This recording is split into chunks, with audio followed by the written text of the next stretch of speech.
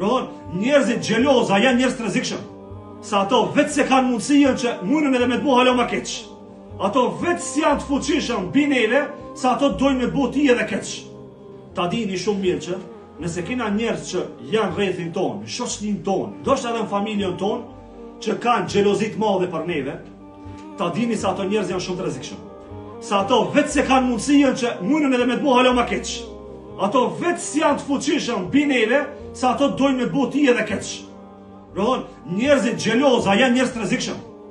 Njerëzit xheloza për ka e keq, as po folja për xhelozinë e hajrit që e tregum.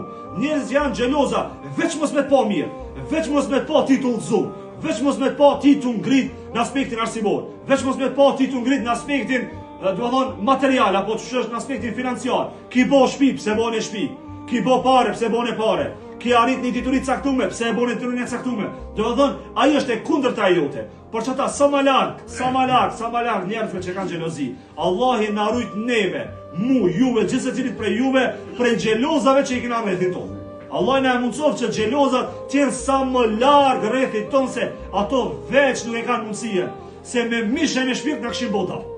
Për këtë arsye, li me pat kujdes prej xhelozave, edhe me rujt vetën, duke i bë duat e pejgamberit alayhis salatu wasalam, që janë disa dua, qysh Allah azza wa jall me të rujt prej syrit keq, me të rujt edhe prej atyre që kanë mendim me të bë keq, prej xhelozisë që e kanë zemrën e tyre. Andaj kërkoni mbrojtje prej lutjeve të pejgamberit alayhis salatu wasalam, edhe mbështetje tek Allahu azza wa jall.